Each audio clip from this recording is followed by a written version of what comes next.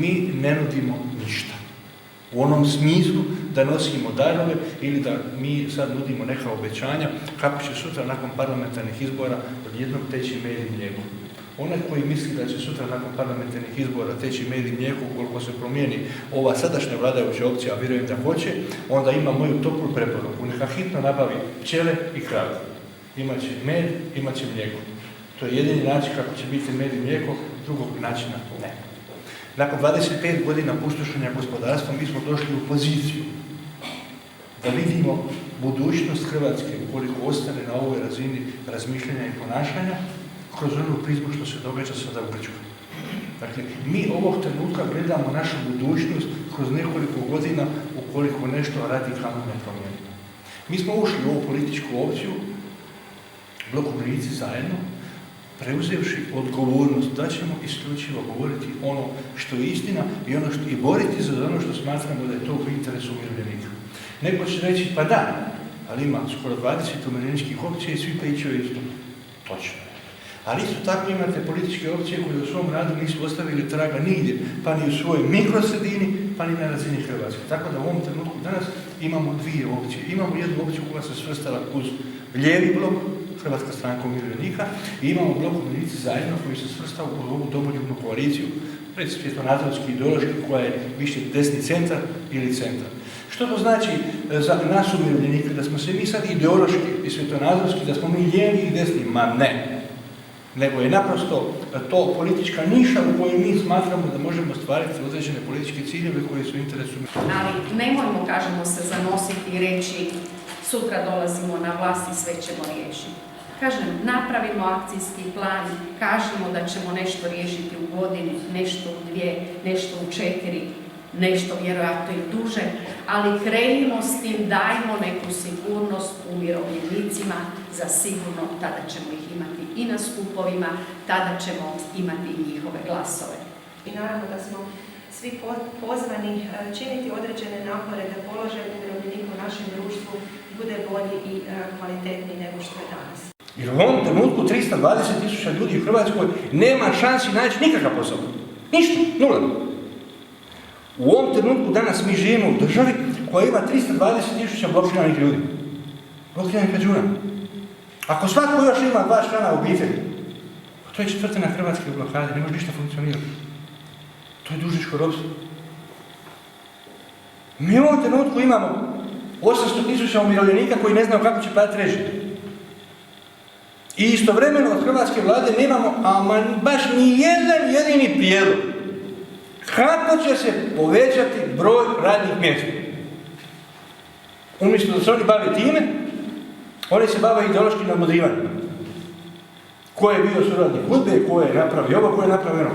Kao da više 25 godina od samostalnosti Hrvatske ikoga boli briga gdje je ko bio, gdje je bio, gdje mu je trebalo, gdje mu se sviđalo, ma to više nikog ne zanima. A najmanje onu generaciju koja danas gleda kako će egzistenciju riješiti Republici Hrvatskoj. Hrvatska s druge strane ima 3 milijuna hektara obradive površine, svake godine se sve manje obrađuje. Zadnji podatak što prije 2 godine bilo smo na pola, nije oko 1.500.000 hektara obrađujemo, ono drugo raste nikada. Istovremeno uvozimo smeće iz cijele Europe. Ono što oni tamo će baciti, što ne vrijedi, to vrijedi Hrvatima. Onda ovdje sve više bolesnih, sve više upropaštenih poljoprivrednih gospodarstava, a mi ih uvozimo. A imamo mogućnosti. Hrvatska ima fantastične mogućnosti za proizvodnju hrane. I samo kad bi stavili u funkciju onih 260.000 hektara obradive poljoprivredne površine koja je pogodna za navodnjavanje, mi bismo po svakom hektaru mogli zaposliti jednu osobu. I plus u prehrambenoj industriji. Mi imamo par stotina tisuća radnih mjesta ispred nosa, a mi ne znamo što ćemo. Nama je najbitnije da nam dođe neki večeri nikoga objediti. Lidl, Kaufland, Bila, onaj. I da mu damo jednu ledinu, po mogućnosti neka to bude atraktivno, fino poljoprivredno zemljište, sad ćemo staviti tu svoj shopping centar i mi ćemo glumiti neke bogataše. Kupovat ćemo ono što je škarta njihovih zemljama doći nam. Mi već godinama trubimo da u tim centrima ista roba, ta koja se kod nas prodaje, po toj kvaliteti ne može se prodavati tim zemljama. I niko ne vjeruje. Niko ne vjeruje. Tek su prije nekoliko dana počeli su s tim izgledati vani, da kvaliteta ne odgovara. A onda kad mi protestiramo i reagiramo na HTV, Novu ili okolo, znate što nam oni kažu? Kažu, znate, ali vi niste parlamentarna stranka. Mi ne trebamo vaše mišljenje. Što nam drugo? Hoćemo li sad vjerovati Kukuriku koaliciji da će sve ovo što smo sad napravili, da će to biti tako? Da će biti mirovina drugo bračka druga, da će subvencionirati energiju, da će usklađivati mirovine. A šta su radili 3,5 godine? Tko je i što ih je priječilo da to ne napravimo prije? Ništa, osim njihove nesposobnosti i svijesti da on to ne zna. Ja sam uvjeren da će naša domoljubna koalicija dobiti ove izbore. Ja ću pozvati sve birače da nas prate. I ako nismo ispunili ono što smo obećali u godinu dana, izađite na ulicu, tražite godinu. Nemojte čekati 4 godine.